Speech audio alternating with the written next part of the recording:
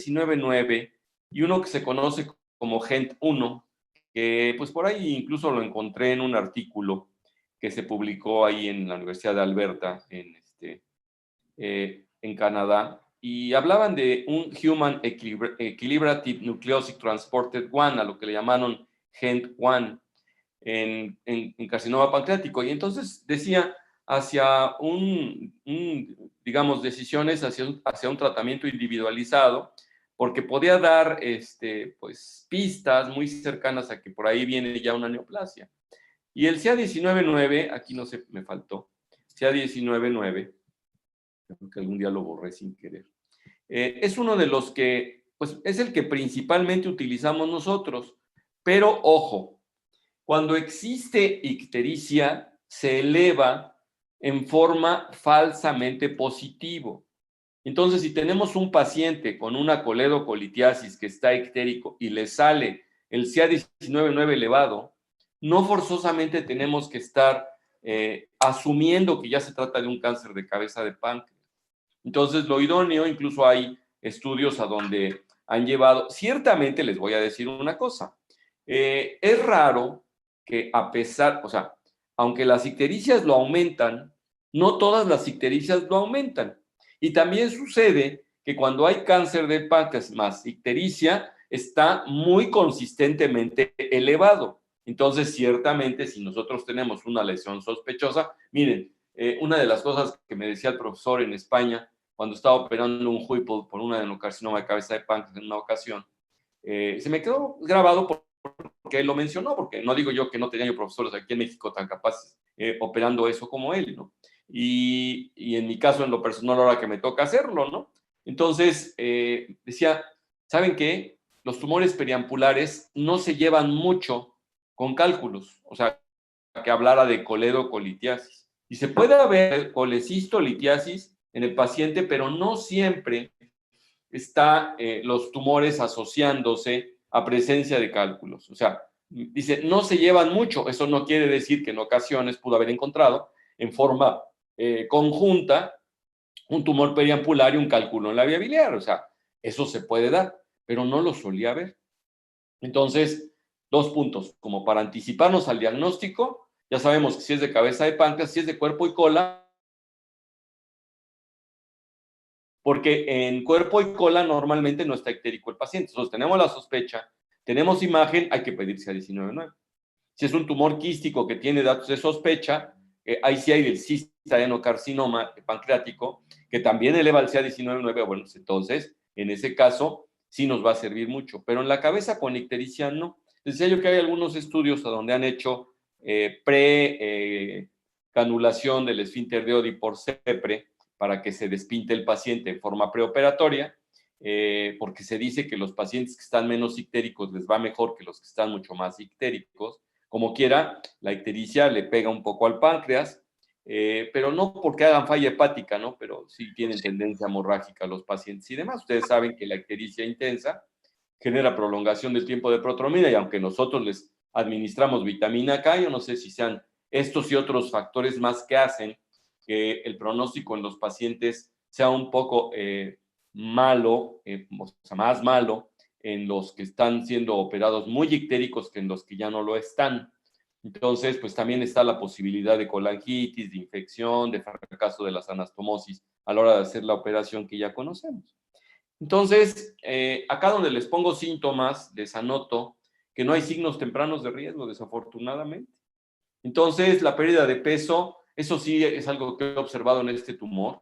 Este tumor, sin tener que ver directamente con el duodeno y el estómago, como sería que estuviera haciendo efecto de masa, porque claro, si ya está estenosando el duodeno, pues el paciente va a estar vomitando, pues va a perder peso. Si está, lo que sí he observado, por ejemplo, es que puede producir gastroparesias tumorales. Entonces, si el paciente empieza a estar gastroparético, pues también va a estar vomitoso y entonces pues va a adelgazar porque no va a estar tolerando. Si es de la cabeza, ya saben ustedes que es la ictericia. Si es del cuerpo y cola, ahí es donde, por desgracia, se tienen hallazgos de tumores mucho más avanzados que cuando se trata de la cabeza de páncreas. Entonces, esto de las heces flotantes, Habla de que las heces son grasosas. Al ser grasosas, flotan sobre el agua por la densidad que tendrían, y hablan de insuficiencia exócrina. Poco lo vemos realmente. No vemos mucha insuficiencia exócrina, pero puede llegar a suceder. El dolor, ese sí ni se diga, si está, acuérdense ustedes que ahí cerquitita del páncreas, por atrás y arriba, está el tronco celíaco. Y entonces a donde está el tronco celíaco y la mesentérica superior, es la topografía donde se encuentra el plexo hipogástrico y el plexo solar ahí, que pues generan sensibilidad importante, incluso para dar, digamos, tratamiento paliativo para el dolor. Una de las formas de hacerlo cuando nosotros operamos pacientes y que son irresecables, podemos dejar inyectado alcohol alrededor de la aorta, de la cara anterior de la aorta, obviamente no meterse a la aorta, no es necesario, para en la superficie, que es a donde se encuentra embarrado el plexo, quede pues alcoholizado y generar lo que conocemos como neurolisis. Entonces, como entre comillas, muerte del nervio, pero no queda para toda la vida. Se ha visto que algunos pacientes después de la neurolisis tienen recurrencia del dolor alrededor de 6 meses después, y normalmente cuando hacemos paliación en los pacientes, pocos llegan al año cuando están con tumores avanzados, ¿no? Entonces, a los que solamente se les hace paliación. Yo tuve un caso muy rarísimo de un paciente que solo le dimos paliación y que nos duró como 3 años, una cosa así, incluso no nos creían los familiares. Lo único que le hicimos, porque estaba amarillo, fue desconectarle la vía biliar y conectarla a un asa de yeyuno. Y aunque todavía no estaba tapado el duodeno, le decía yo a mi colega, el oncólogo con el que participé esa vez, me dice, oye, no, pues ya ahí quedó, ya está bien, ¿no? Le digo, no, ¿sabes qué? Hay que derivarle el estómago porque al rato no va a poder comer. Me dice, no, dice, normalmente estos pacientes, antes de que se obstruyan del duodeno, ya se murieron. Le digo, mira, más vale y le hacemos la anastomosis, nada perdemos, ¿no? Entonces dice, pero es un riesgo más grande de que tengas fuga en el postoperatorio. Yo tenía mucha confianza en la técnica que le íbamos a hacer. Casualmente no estaba tan desnutrido cuando lo operamos. O sea, tenía factores que implicaban un buen pronóstico para medidas de cicatrización, vamos a decir, no de vida a futuro. Y pues pasaron como 2 años para empezar el paciente se despintó. Para seguir comía de todo, ¿no? Pero así de todo. Y resulta, no hizo ni gastritis alcalina el paciente, que le hicimos una gastroenteritis, una anastomosis simple, y resulta que, déjenme ver, estuvo en el terreno, no, sí estuvo en el terreno de una Y de Roux, entonces pues no tenía reflujo gástrico, yeyunal hacia el estómago, y entonces pues no hizo ni reflujo alcalino, y por ahí de los 2 años me habla uno de sus hijos, era padre de políticos, uno de los abogados hijo, me dice, oiga, doctor, ¿no se habrán equivocado en el diagnóstico? ¿Por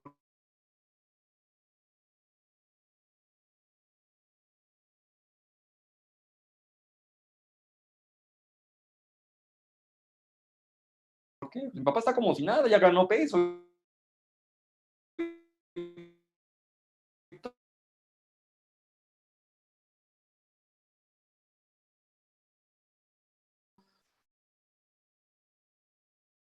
Las excepciones.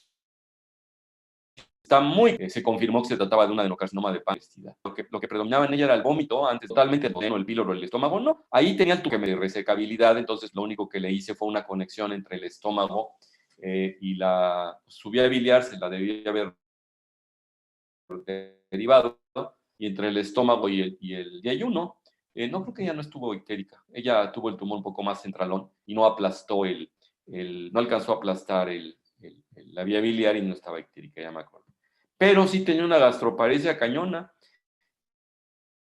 Entonces, bueno, ahí por gastroparesia, pues ella se adelgazó muchísimo, perdió muchos kilos de peso y finalmente falleció. Me acuerdo que hasta le revisé otra vez la anastomosis entre el estómago y el yeyuno, pensando que se acodaba porque vomitaba mucho, y no, llegué a la conclusión de que lo que tenía ella era una gastroparesia solamente. Entonces, bueno, para que vean, aquí les estoy platicando varias cosas de cáncer de páncreas, pues que están relacionadas, ¿no? Una vez que nosotros tenemos a nuestro paciente ya diagnosticado, pues lo de siempre, ¿no? Tenemos que hacerle su etapificación. Normalmente para esto pedimos un ATAC de protocolo de cáncer de páncreas. Depende de la topografía. No, pues en cualquiera de las topografías podría ayudar un ultrasonido endoscópico porque ese sí es un poco más sensible para ver adenopatías cercanas y específicamente dónde se encuentra el tumor. La tomografía también nos da datos y pues si sumamos los dos, tenemos más aporte de datos un poco encaminado a determinar resecabilidad, que eso es lo que nos interesa. O sea, ¿va a ser resecable o no va a ser resecable? Si no va a ser resecable, entonces el ultrasonido endoscópico nos va a ayudar para tomar una biopsia preoperatoria para poderle dar quimioterapia. Porque los quimioterapeutas no le van a dar tratamiento al paciente si no tienen estudio histopatológico en la mano. Es raro que inicien tratamiento sin un estudio histopatológico, ¿no? La resonancia magnética también, con protocolo de páncreas, nos da datos similares.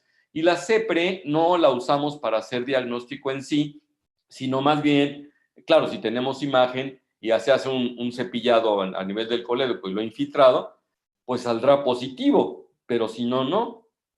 Pero para lo que se utiliza es para colocar un stent, sobre todo en los que están ictéricos, y los pacientes se despinten.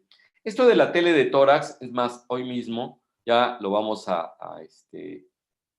quitar porque ya la tele de tórax ya pasó de moda para esto y sería una TAC de tórax. Entonces, TAC de tórax y obviamente TAC abdominal, no la voy a incluir acá como tomografía tóraco-abdominal con protocolo de páncreas, porque en realidad está orientada a buscar que no haya, que no haya metástasis al pulmón, que puede darlas, por supuesto. Y regresando un poquito más a la hiporexia, estos son de los tumores en los que sí he encontrado yo que produce mucha hiporexia en el paciente, la verdad.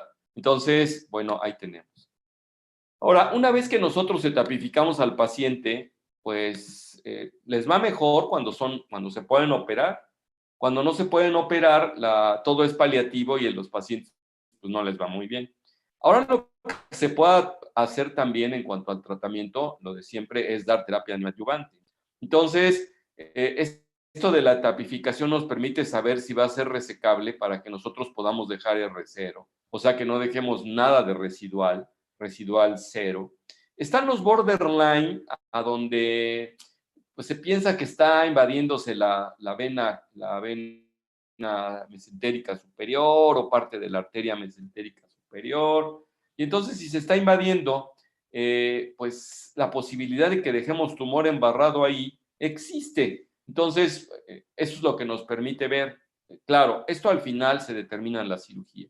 Si tenemos borderline imagenológico, en la cirugía podemos decir, ¿sabes qué? Fue un falso positivo de borderline, se pudo resecar perfectamente bien. O nos dicen, pues borderline, y resulta que está súper pegado el páncreas a la vena y a la arteria mesentérica superior, pues realmente no tenemos mucho que hacerle, ¿no? Hay quien secciona la arteria y vena mesentérica por arriba y por abajo del páncreas y pone injertos, y cuando se tiene suficiente expertise, se dice que la sobrevida es similar a cuando son resecables. Bueno, en grupos de trabajo que tienen esa experiencia, pues lo hacen y les va bien.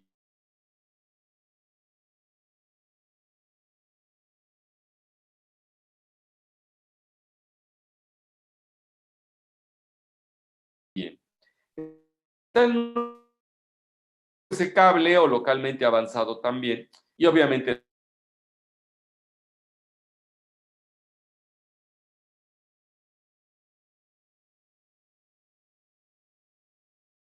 diseminado de etapas 4, nos puede mejorar la vida de la porta o la arteria mesentérica superior, que haya estenosis, eso sí nos lo permite ver, cosa que la tomografía no nos va a permitir ver que haya estenosis del duodeno, por decir así, ¿no?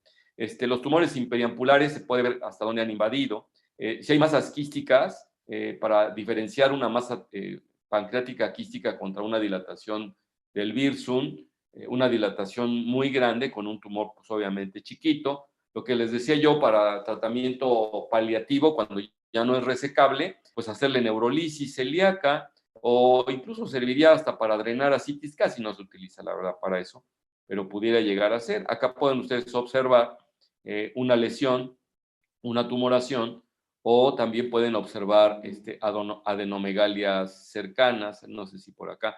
Acá, por ejemplo, se puede ver la vena mesentérica superior, la vena cava inferior y la tumoración, ¿no? En este caso, también la tumoración, hablan de un T2 incluso. Y acá está la lesión por aquí y están ubicando los vasos periféricos. Aquí no nos muestran ninguna adenopatía.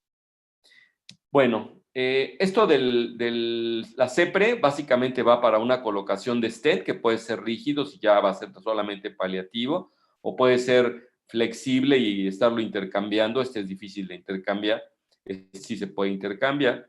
Y en este caso está la posibilidad de hacer cepillado aquí, pues para sacar, para tratar de tener biopsia si es que el páncreas se ha invadido. O acá, por ejemplo, donde se ha estenosado, pues se supone que este stent va a permitir que salga la bilis, pero todo será en forma paliativa, ya no será en forma curativa, ¿no? Existe desde el punto de vista radiológico lo que se conoce como signo del doble conducto. O sea, si se dilata el virsum y se dilata el colédoco, se suele observar principalmente en cáncer de páncreas, pero también se puede observar en colangiocarcinoma cuando el tumor es grande, pero es como más característico de cáncer de páncreas. Y aquí, miren, el tumor no es muy grande, lo estoy señalando en azul, pero aquí sí pueden ustedes observar una dilatación de vía biliar intrahepática tremenda. Incluso aquí, pues los hepáticos están súper chonchos y el colédoco ni se diga. Aquí incluso ya hasta está teniendo una especie de curvatura como sigmoidea, ¿no? Y donde se une, pueden ustedes observar que el virsum normalmente no es visible. Les voy a mostrar aquí, por ejemplo, donde el virsum no está muy dilatado. Fíjense, aquí ya nos están diciendo que está dilatado, pero no se ve tan dilatado, ¿no? Es una colangioresonancia. Aquí está más dilatado este virsum que ¿no? Entonces, pero acá, este virsum, miren qué gordo está. Se observa muy gordo, ¿no? Es un ataque de signo de doble conducto. Y claro, está la colangioresonancia, que lo que nos va a permitir ver es un ensanchamiento del colédoco, y en la parte distal estará la tumoración, de acuerdo a donde se encuentre en la porción intrapancreática del páncreas, o si ya está invadiendo más arriba, pues pudiera estar aplastando hasta acá y no aparecer el colédoco visible, ¿no? En este caso, incluso si se fijan, está hasta como que haciendo efecto de masa sobre el duodeno, a donde aquí se ve un poquito de líquido, porque tiene algo de líquido el duodeno y se podía ver contrastado. Acuérdense que en la colangioresonancia aquí no se usa el contraste. La propia bilis es la que se ve blanca en el modo de colangioresonancia y observen ustedes que está más concentrada aquí la bilis, curiosamente, que en la vesícula biliar, ¿no? Que se ve menos blanca, se ve un poquito más grisácea. Aquí tienen ustedes entonces la vesícula llamada de Courvoisier, que ya hemos venido a analizar. Bueno, así las cosas, a veces es necesario hacer la laparoscopia en los pacientes. Cuando manejamos el tema de ascitis en digestivo, pues sabemos que la ascitis no nada más se presenta en cirrosis o en pacientes nefrópatas con anasarca, sino que también se presenta en pacientes con tumoraciones o con inflamaciones infecciosas del páncreas. Entonces, si ustedes tienen esta característica de tumoración, que viene siendo así como infiltración celómica, a veces da este tipo de infiltraciones como celómicas el cáncer de páncreas. Es curioso que en este caso en específico hay ascitis, es una ascitis francamente tumoral, incluso se encuentran aquí siembras tumorales en el epiplón. Y estas, por ejemplo, estas no se alcanzan a ver en ningún método de estudio como tomografía, resonancia o ultrasonido, salvo que hubiera vegetaciones grandotas, ¿no?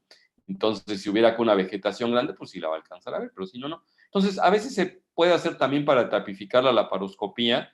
Y, por ejemplo, si lo que nosotros teníamos era un tumor de 1,5 centímetros, que según la tomografía era resecable, le hacen ustedes una laparoscopía y se encuentran los tumores sembrados así, o la tumoración ya se extendió de esta manera, pues no es resecable, está en una franca etapa 4, no hay que hacerle al paciente nada que no sea paliativo, la verdad.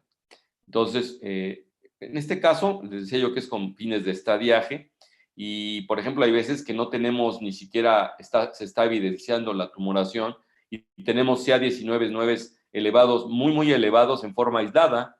Por algún motivo se solicitó y pues, hay que buscarle, no hay otro remedio. A veces está muy indicada la laparoscopía para esto, ¿no? Se dice que se evitó una laparotomía resectiva en 14% de casos. O sea, ¿qué quiere decir? Que 1 de cada 10 se van a meter, y si nada más se le hubiera hecho una laparoscopía al paciente tan, se le hace un agujerito en el ombligo y se acabó. Y si quieren ustedes tomar biopsia, otro agujerito para la pinza y también, o si utilizan un endoscopio que tiene canal de trabajo, pues por ahí meten su pinza y toman la biopsia, ¿no?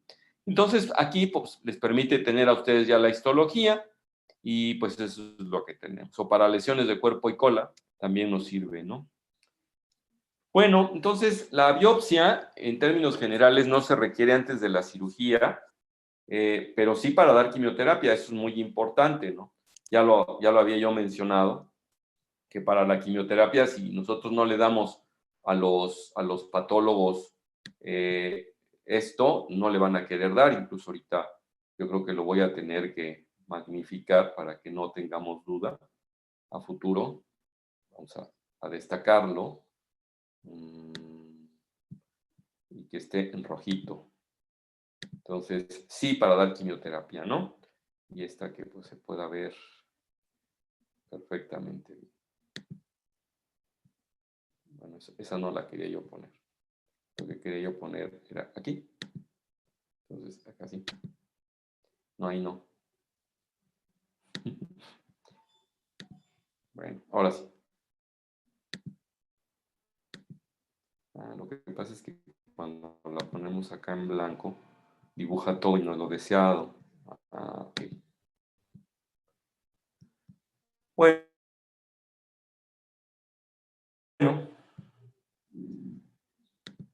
ya se entiende. Y ya está el mensaje de lo que quiero decirle a ustedes. Bien, ya hablaba yo del CA19-9 y del gen. Bueno, ahora sí, para cuando ya tenemos forma de tapificarlo bien, ya con la pieza de patología y habiendo enviado vasos o desde el punto de vista preoperatorio, tenemos la tapificación clásica y pasaríamos nosotros ya básicamente a qué opciones tiene el paciente, ¿no? Entonces, observen ustedes que aquí sí cambia la etapa de tener una etapa 1A a una etapa 1B de acuerdo al puro tamaño del tumor. Entonces, si el tumor está por debajo de 2 centímetros o hasta 2 centímetros, hablamos de un T1. Y si está por adelante de los 2 centímetros, pues hablamos de un T2. Y entonces un T2 N0M0 se vuelve 1B contra un T1 N0M0 que es 1A. Esa sería la etapificación de la que estamos hablando. Ahora, si lo que tenemos es que el tumor, ahora sí el tamaño que tenga, pero que invade, por ejemplo, el duodeno, ¿se acuerdan ustedes que les decía yo que puede estar invadido? Entonces hablamos ya de un T3 y de inmediato salta a una etapa 2A. Y nada más por tamaño de tumor y por invasión en este caso. También si el tumor, en este caso nosotros podemos tener un tumor desde T1 hasta T3, no importa, pero ya tiene N1, entonces pasamos a la etapa 2B. Si nosotros tenemos invasión a grandes vasos, entonces estamos hablando de un T4 y ahí no importará que sea con ganglios o sin ganglios, que el paciente tendrá un estadio 3. Ya vieron ustedes, ¿no? Entonces, pues ahí tenemos. Y el estadio 4 es cuando tenemos metástasis a distancia. Entonces, eso es lo que tenemos. Acá también cuenta el número de ganglios positivos periféricos para el pronóstico del paciente, ¿no? Y entonces, lo que les decía yo, cuando tenemos etapas 4, ¿qué es lo que hay que hacer? Pues paliación que prolongue una sobrevida y que la calidad de vida sea de lo mejor. ¿Cuáles son las 3 cosas en las que interviene el cáncer de páncreas? En tapar la vía biliar, en tapar la vía digestiva alta y en producir dolor. Entonces, si nosotros tratamos de paliar la obstrucción intestinal, la obstrucción biliar y el dolor, pues el paciente la va a llevar bien, ¿no? Si, por ejemplo, el tumor solamente ha aplastado la vía biliar y no es muy grande y tenemos perfectamente bien, pero ha invadido la mesentérica hacia atrás, pues ya se considera no resecable, entonces se le puede poner un stent, ni siquiera se tiene que operar, va a estar vaciándose por ahí. El problema de los stents, si los pacientes duran más de X meses, es que se suelen tapar o provocar colangitis también, o sea que no son de así como que ya la gran cosa. Entonces tienen que estarlo reinterviniendo. A lo mejor les dura 3 meses, algunos un mes, algunos 6 meses, algunos con suerte un año. Y bueno, pues eso sería. Aquí hablan de la escala funcional, que los pacientes de preferencia estén en escala funcional 0 a 1, a donde pueden hacer de todo. Lo que les decía yo, buen manejo del dolor, estén biliar y que puedan comer, ¿no? Y a estos pacientes pues, se les tiene que dar terapia sistémica con gemcitabina, ¿no? Entonces, eso es lo que suele dárseles a los pacientes. Terapia sistémica con gemcitabina. Por acá, en cuanto a las cirugías cuando son resecables, si tenemos el difuso, pues hay hacer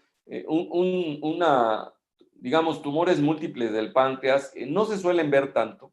Sí se reconoce que es multicéntrico con toda honestidad, pero no solemos ver tumores grandes, 2 al mismo tiempo malignos.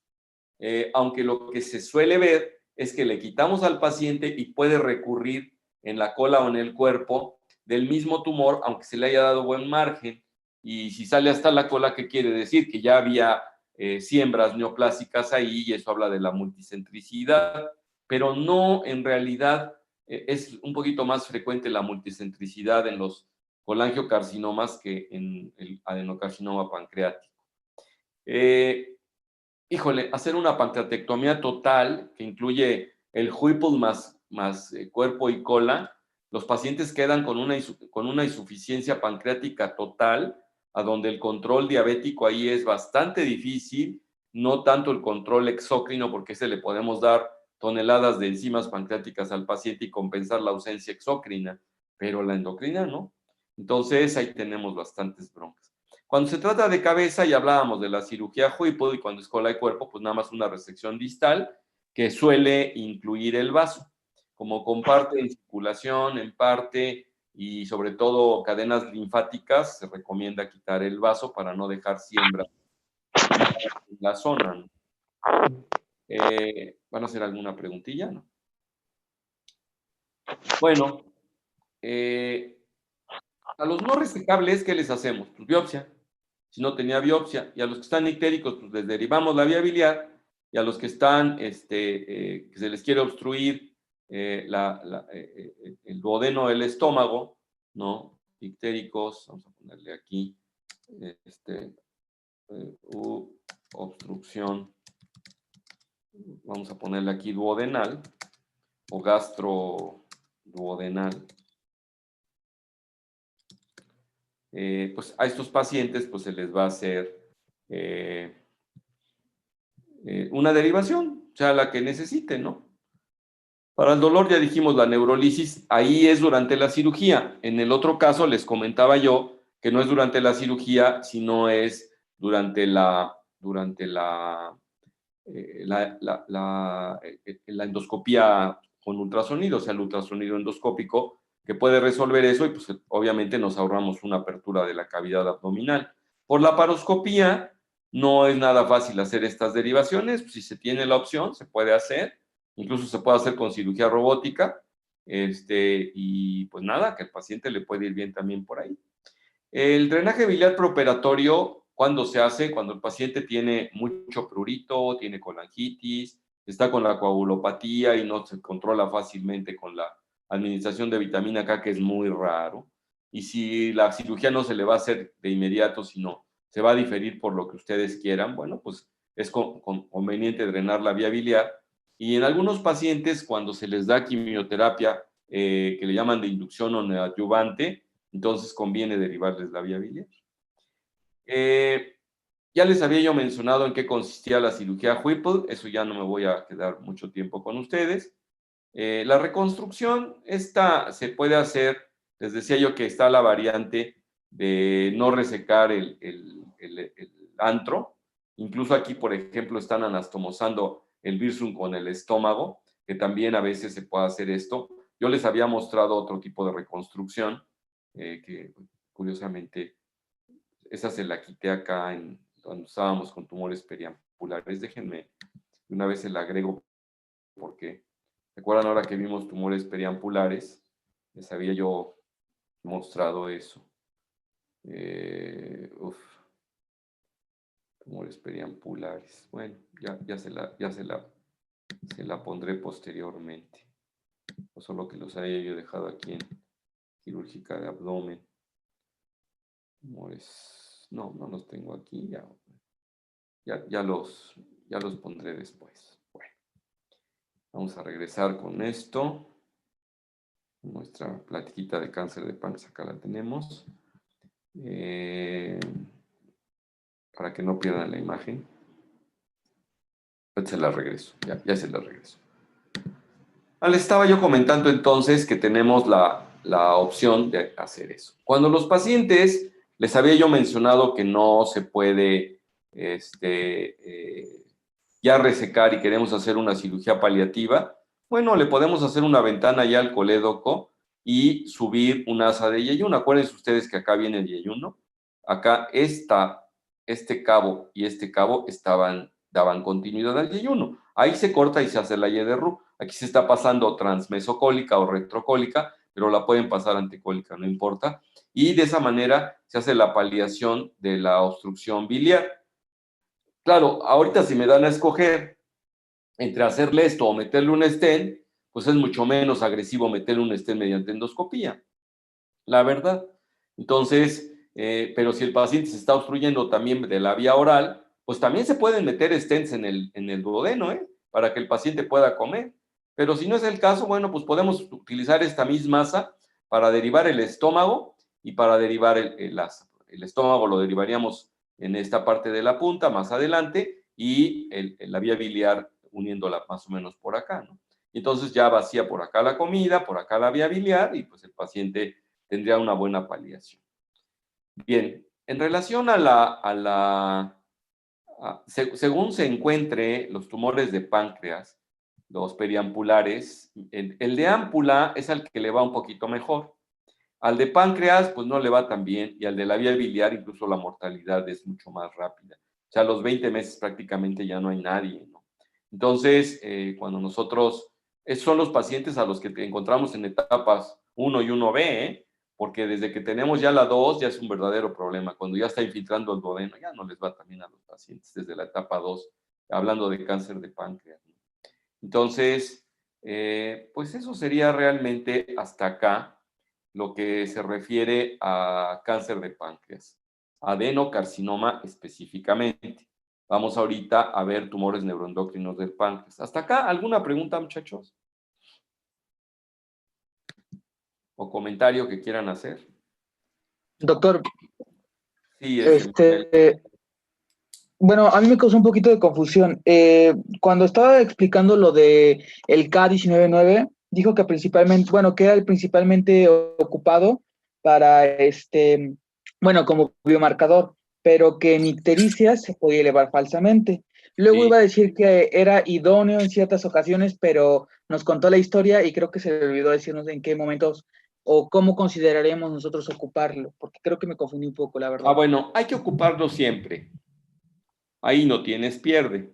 Nada Ujú. más que cuando tienes tú un paciente ictérico y te sale el CA19-9, tienes, para que confirmes tu diagnóstico de cáncer de páncreas, de preferencia el paciente necesita estar sin ictericia. Sin embargo, si tienes lesión demostrada por método de imagen más CA19-9 elevado, aunque el paciente esté ictérico, se apoya muy fuertemente un cáncer de páncreas. Eso sí te lo tengo que decir.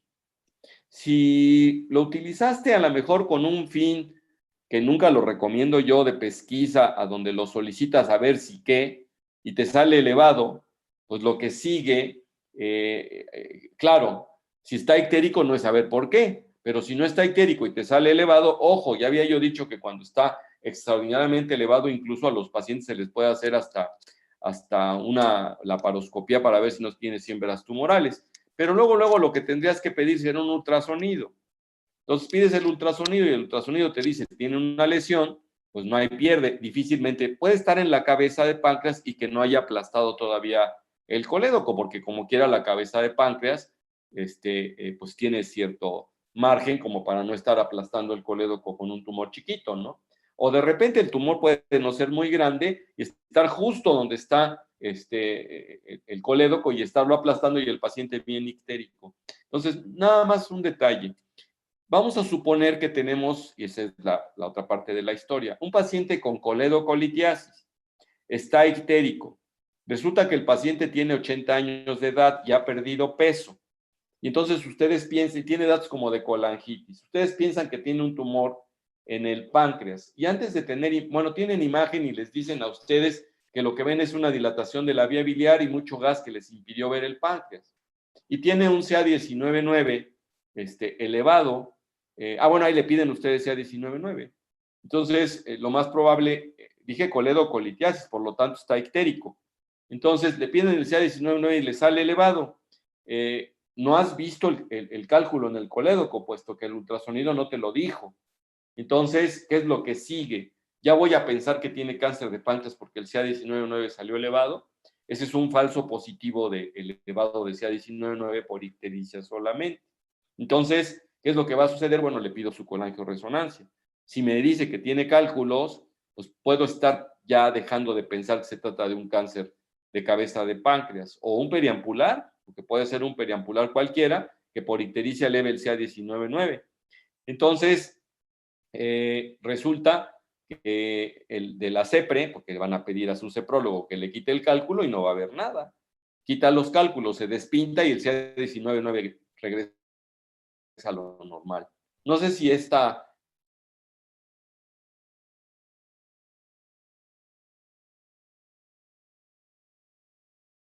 explicación de 2 o 3 variables que tenemos que puedan elevar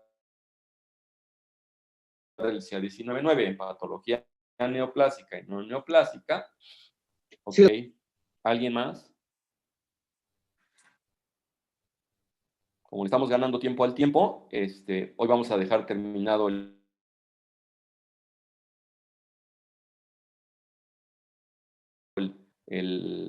digestivo alto y bajo, salvo que traigan ustedes en mente algún otro tema que no haya estado considerado dentro del programa y que hayan visto en algún libro y que quieran ustedes revisar, eventualmente podríamos revisar. Por ahí tengo uno que probablemente se los ponga yo. Lo tengo en mente, luego se los comento. Porque nos va a quedar libre un día. Bueno, entre comillas, un día, ¿no? Porque pues ya el resto ya lo tenemos como que ocupado. Es digestivo. Tenemos nuestros casos clínicos para la última semana de noviembre y la primera de diciembre. Por cierto, ya tengo, también me dediqué a ponerle su examen de 60 preguntas de falso, verdadero, sí y no va a haber otras variables. Bueno, para terminar con en el páncreas, en este caso, vamos a ver la temática de tumores neuroendocrinos. La verdad es ya un resumen breve, porque cada uno de los tumores tiene sus características y hay manera de explayarse en el tema. No es el objetivo de este curso estar con tanto detalle de tantos temas, sobre todo cuando son raros, pero sí darles información. Y entonces lo grueso de cada uno de las lesiones, pues sí presentárselas a ustedes acá, ¿no? Entonces, ya sabemos nosotros que el adenocarcinoma y los tumores quísticos, que también son adenocarcinomas habitualmente, no son cistadenocarcinomas, pues van a ocupar el 95% de casos. Y solamente el 5% tendrán cáncer de páncreas. Entonces, bueno, de cada 100, solo 5. Y de estos 5, si nosotros observamos y juntamos 100, ¿no? O sea, necesitaríamos, si tenemos 100 pacientes, para juntar 100, necesitaríamos, 100 pacientes y 5 para juntar 5, necesitaríamos 2,000 pacientes, ¿no? Teniendo 2,000 pacientes, nos podemos dar cuenta que el 40% bueno, ahora sí, de ese 5% de los que sacamos nada más neuroendocrinos, ya juntamos los 100, necesitamos 1,000 pacientes con tumores de páncreas y de estos solamente 100 van a ser neuroendocrinos. 1,900 pacientes van a ser adenocarcinomas. Y pues ahora sí, de los 100 que nos quedaron, 40 van a tener insulinoma, 28 va a tener un tumor no funcionante de características neuroendocrinas, el 20% va a ser un gastrinoma y el 5% tendrán bipoma y tendrán glucagonoma y el 2% un somatostatinoma. Aquí faltaría uno que también ocupa como el 2%, el 1%, habría que bajarle un poquito la frecuencia de alguno de estos, que se llama PPOMA, o sea, del polipéptido pancreático, que no aparece acá. Uno de los detalles de características es que pues, tiene una gran característica, es el más frecuente.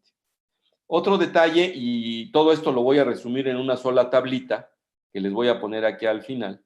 Entonces, otro detalle, el gastrinoma tiene un detalle importante, que no forzosamente está en el páncreas. Y es curioso porque, siendo que el antro tiene células G, no suele dar gastrinomas.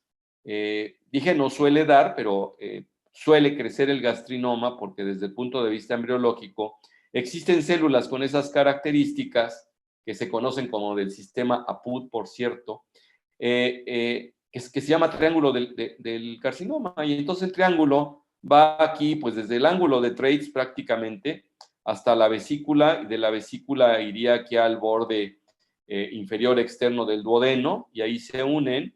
Y entonces en cualquiera de estos sitios puede haber gastrinoma. En ocasiones los pacientes, el gastrinoma, ¿por qué se caracteriza? Eso está muy claro. El gastrinoma es un tumor funcionante, productor de gastrina. Y la gastrina es uno de los inductores de producción de ácido en el estómago. O sea, una tumoración que viene de acá hace que produzca demasiado ácido, y son las células que están prácticamente en el cuerpo y en el fundus, las que son las células parietales, las que van a estar produciendo ácido clorhídrico. Entonces, los pacientes, al tener una hiperacidez tan dramática, van a tener úlceras duodenales por debut a pasto, incluso sangrantes. Las úlceras duodenales no se van a limitar.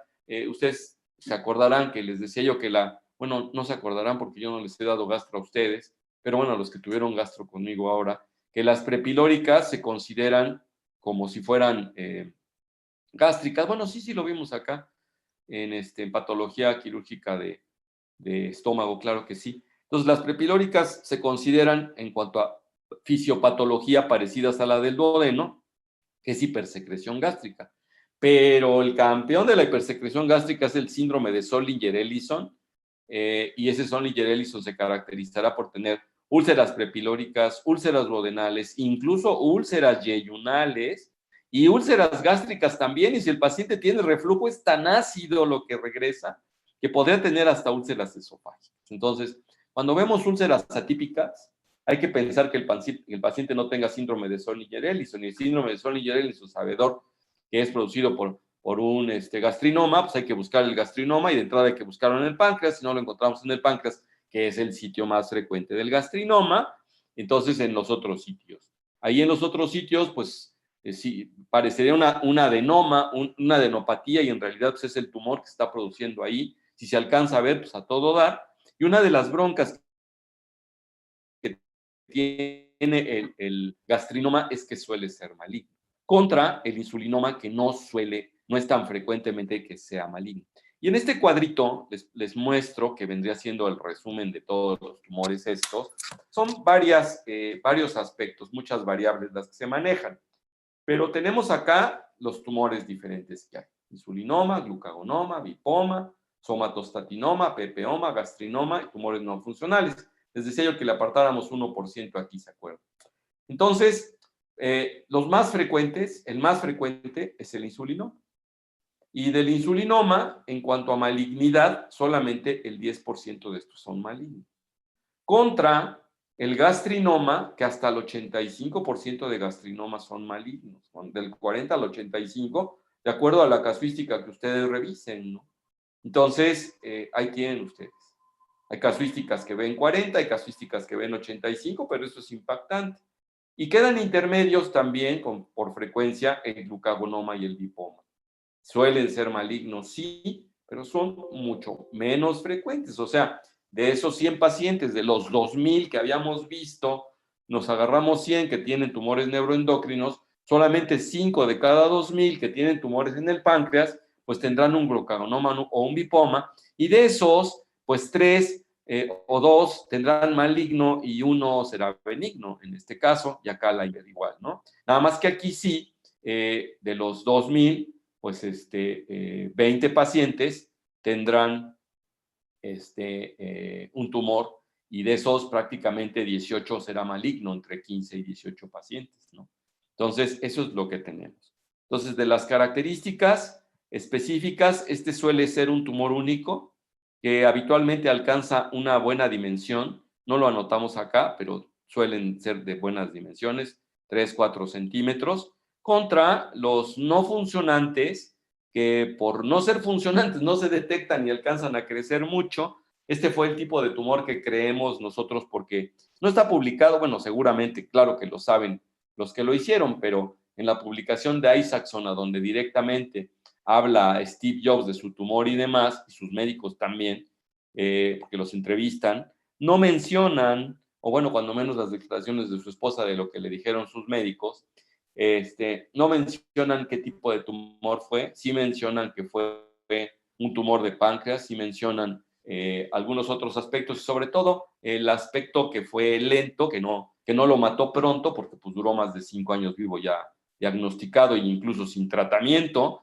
Les decía yo que hasta comiendo popó de caballo, ¿no? Que optó por tomar tratamiento alternativo, pues está Re Lorenzo, ¿no? En el caso del gastrinoma ya habíamos quedado que se encuentra en el triángulo del gastrinoma.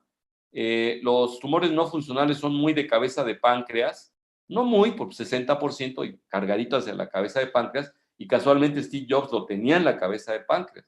Por eso le hicieron un Whipple al principio y después, como lo encontraron con metástasis, pues le hicieron hasta trasplante de hígado, ¿no? De los demás, suelen ser, por ejemplo, el lipoma de cuerpo y cola. El glucagonoma no tiene preferencia, y pues esos tumores a veces pudieran ser también parecidos a los no funcionantes, ¿no? Los somatostatinomas suelen ser múltiples. Estos dos, el pepeoma y el lipoma, suelen producir diarreas profusas. En el caso del glucagonoma, pues el paciente estará hiperglicémico. En el caso del insulinoma, pues estará hipoglucémico, y como los pacientes hipoglucémicos tienden a tener hambre, no es infrecuente que personas con insulinoma tengan, sean gorditos. Incluso una persona con insulinoma pudiera llegar a tener convulsiones. Había que pensar en un insulinoma. Digan ustedes qué actor de una película reciente pudo tener un insulinoma de las que ustedes han visto. No el actor en sí, sino la película. A ver, mis cinéfilos. Una película. A donde hay una persona que pueda sugerir que tiene un insulinoma.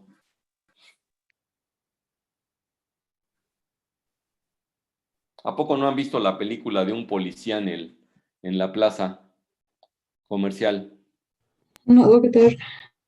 Ah, sí, sí. No, ¿Se acuerdan de un chavo que es famoso, es un comediante bueno gringo? Uno que aparece Uno en gordito, ¿no?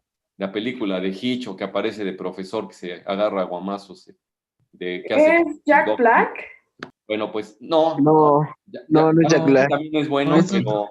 pero tiene otro tipo de comicidad. Es en la película, es el que sale en Son como niños, ¿no? Con Adam También Sandler. son como niños. Ese es como que hijo pródigo de Adam Sandler, que es el otro Ah, cómico famoso que le da chance a sus compañeros de actuar, entre ellos a Derbez, casualmente. Bueno, entonces, este cuate, no sé si se acuerdan de la película, para los que no la hayan visto, es un policía gordito, pues él es gordo, pero siempre ha sido muy ágil, pero es gordo, pero es muy musculoso, se ve que era muy deportista. Y este cuate está vigilando una plaza comercial, pero se supone que es un policía de poca monta. Él quiere ser policía oficial, pero siempre lo reprueban por algún motivo. Y tiende a desmayarse si no toma su colación. Entonces, una o dos escenas aparecen, una de ellas incluso se tiene que masticar una paleta que estaba tirada en el suelo, llena de tierra y demás, dentro de la trama. Pues está haciendo crisis de hipoglicemia severas. Pues los pacientes con insulinoma hacen crisis de hipoglicemia severas, y que llegan hasta las convulsiones. Entonces, convulsiones por hipoglicemia en un paciente gordito, hay que descartar que no tenga un insulinoma, y es muy fácil de determinar porque miden las cantidades de insulina en ayunas, y si están muy elevadas en ayunas, cosa que si la insulina se eleva postprandial, pues es lo normal. pero insulina elevada en ayunas, pues hay que buscarle el tumor en el páncreas, la verdad. Yo solamente he visto un solo caso, y curioso, porque ese caso, nada más se le hizo una enucleación, no lo tenía en el cuerpo el paciente, o en la cola, se le hizo una resección pequeña al páncreas, donde estaba el tumor, que era como de 1,5 centímetros, muy localizable, al paciente se le quitó totalmente. ¿Qué especialidad creen ustedes que haya hecho el diagnóstico en este paciente, o cuando menos lo sospechó? ¿Endocrino? ¿Perdón? ¿Un endocrino? Sería lógico, ¿verdad? Pues no, llegó el paciente por convulsiones. El neurólogo fue el que le hizo el diagnóstico, curiosamente. Entonces, incluso hay otros pacientes que hacen convulsiones de esas características, que son los que tienen bloqueo auriculoventricular. Si no han tenido cardio, pues todavía no saben, pero si ya tuvieron cardio, ya saben que existe un bloqueo de la conducción nerviosa eléctrica del corazón, que se conoce como bloqueo auriculoventricular completo, y que puede producir lo que se llaman crisis de Stokes-Adams. Esas crisis de Stokes-Adams, pues son convulsiones por hipoperfusión cerebral, hasta que convulsionan los pacientes. Acá no es por hipoperfusión, sino porque tienen la glucosa, combustible glucosa baja, y entonces los pacientes tienen alteración de la transmisión nerviosa y pueden convulsionar. Eso es lo que tenemos en forma gruesa de lo que es esto. ¿Alguna pregunta o comentario, muchachos?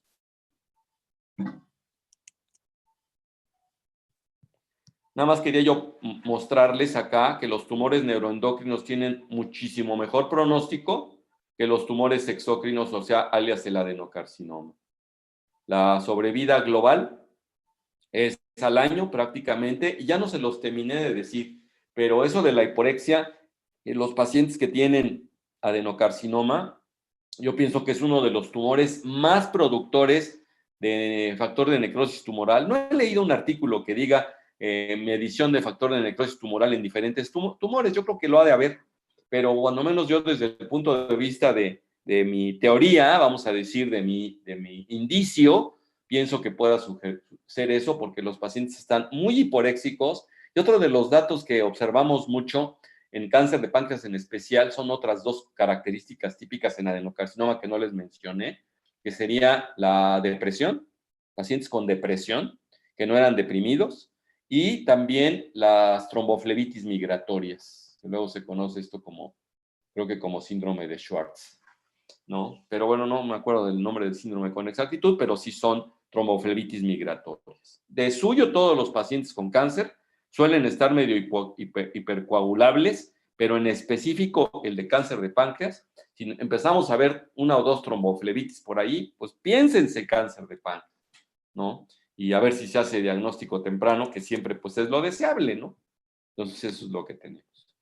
¿Alguna pregunta o comentario, muchachos? Que ya se nos está acabando el time. Bueno, ya se nos acabó, de hecho. Y ustedes tienen muchos compromisos. Bueno, ahora es viernes. Los que tenían quirúrgica conmigo, pues, podrían quedarse toda la hora. Pero yo ya tengo consulta, no ha llegado mi paciente. En lo que llega, estoy abierto a las preguntas, muchachos. No, ninguna. Ninguna. Bueno, ya se Doctor, aburrieron. ¿cuál era lo característico del glucagoma? Es que ya no escuché. El glucagonoma, pues acuérdate que si es productor de glucagón, pues hace hiperglicemias. Cosa al revés del insulinoma, donde hace hipoglicemias. Si produce mucha insulina una persona, ¿no? Pues, ¿qué pasa? ¿Qué sucede? Si a un paciente ustedes le ponen, amerita 8 unidades de insulina normalmente y le soplan 80, pues se lo pueden echar, lo pueden matar con una sobredosificación de insulina. Entonces, doctor, Sí. estos pacientes es una hiperinsulinemia refractaria al tratamiento convencional contra diabetes.